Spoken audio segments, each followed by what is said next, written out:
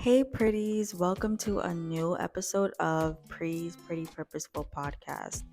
So, let's get into this segment. So, last week we talked about agape love, and then we talked about self love, Philia Love. So, this week we will be talking about Philia, which is friendship love, and then we're talking about Storge, which is love of family.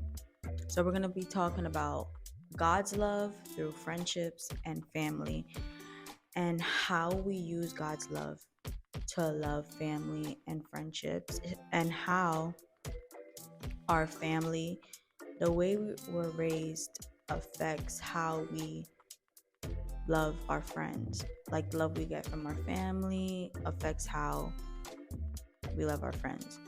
To be honest, I didn't feel like filming this segment only because a lot of things have been going through my head mentally. I haven't been in the best mental space.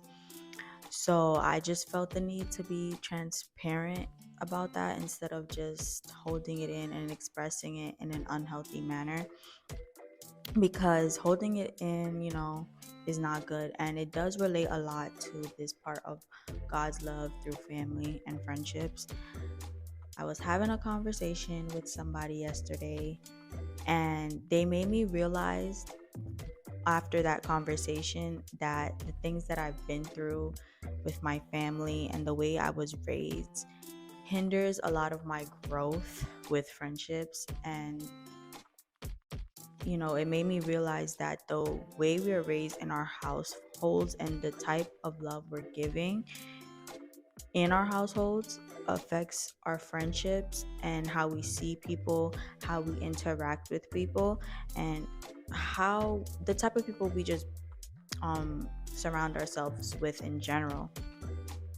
So my main standpoint on this is that it's important that God's love is a big influential aspects in our households and in our future households. It's important to speak love into your family. And, it's because the way we love our kids through God, it will show up in who they surround themselves with and how they go about treating people or acting towards people. Because they can only act towards their friends how they're shown at home. That's all they know. So, a verse that relates to this is Ephesians 6. Getting right down to scripture, Ephesians 6, verse 1 to 4. Children, obey your parents in the love. Obey your parents in the Lord, for this is right. Honor your father and mother, which is the first commandment. So we all know that verse that says honor your father and mother, especially if you grew up in a Christian household. But what people disregard is the second part of the verse that says, fathers, do not exasperate your children. Instead, bring them up in the training and instruction of the Lord. So this verse is saying, families, do not provoke your children, but speak love to them. Speak love. Because the verse that we talked about before says that, speak love into your children. And, for example, a lot of us grew up in Caribbean household, and we know a lot of us grew up in verbally abusive household, especially if you grew up in a Black Caribbean household. And a lot of our parents didn't know how to communicate in an appropriate manner and didn't know the right words to use. So the words that they spoke into us affected how we seen ourselves and how our lives end up later down in the line. Because in the Bible it does says that words bring life. When you speak certain words into your children or you speak to them a certain way, it affects how they see themselves and who they surround themselves with. So Colossians chapter 3 verse 12 says, therefore, as God's chosen people, holy and dearly loved, clothe yourselves with compassion, kindness, humility, gentleness, and patience. Bear with each other and forgive one another if any has grievance against someone. Forgive as the Lord forgave you. So that verse is basically showing that how we should love within our households, in our family, and that we should forgive each other and speak love and gentleness into each other. So if you tell your kid you will be nothing in life, they will start to devalue themselves, and they will start to think and have that mentality.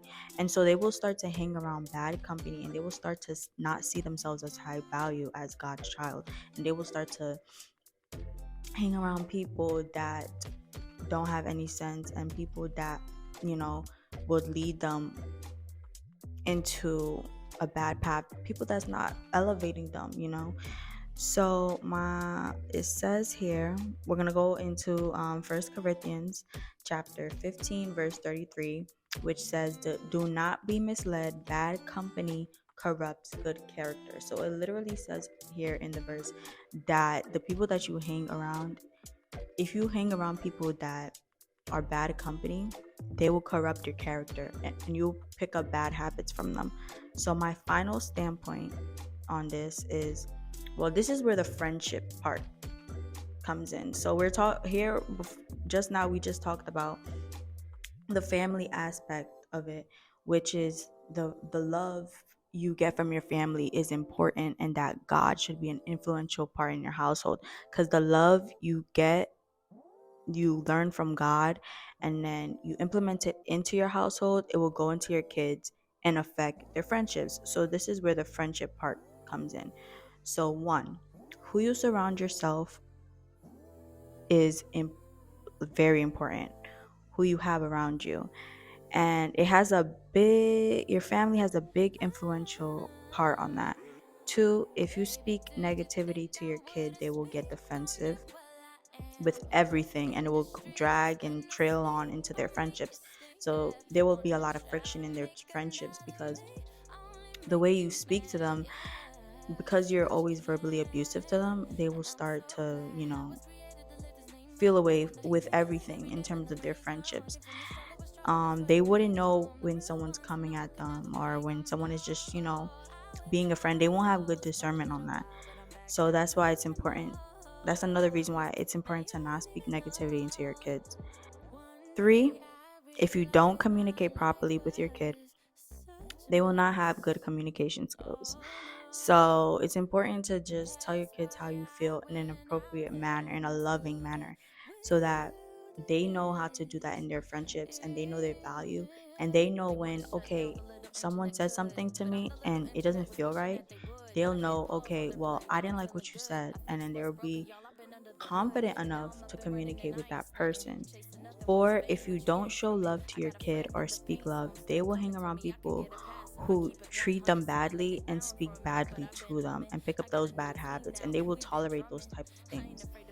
And so if they continue hanging out with those type of people, they won't know their worth, and they won't fulfill their purpose, because we're all about purpose here.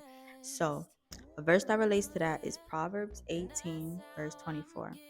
It says, one who has unreliable friends soon comes to ruin, but there is a friend who sticks closer than a brother. So this verse is basically saying that a friend is closer than a brother, meaning a friend means more than a brother.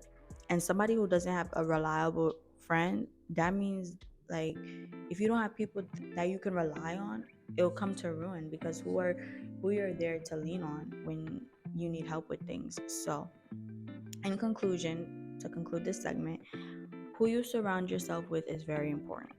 And the Bible shows us, and God shows us that, and He tells us that a friend means more than a family member, because you choose your friends. You don't necessarily choose your family members.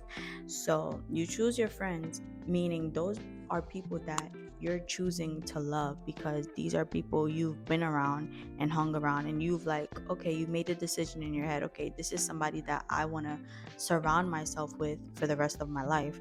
So, and that's what love is, a choice. We talked about how love is one, a choice, two, sacrifice, three, action. So a verse that relates to that is Proverbs 27 verse 10, which says, do not forsake your friend or a friend of family, and do not go to the relative's house when disaster strikes you. Better a neighbor nearby than a relative far away.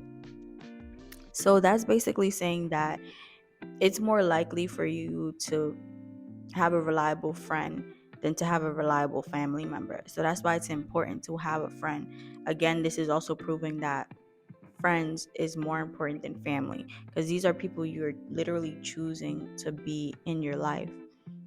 And that's important because it's your life. So the people you surround yourself with has a major impact. And then another verse that relates is Proverbs 17 verse 17, which says, a friend loves at all time, and a brother is born for a time of adversity.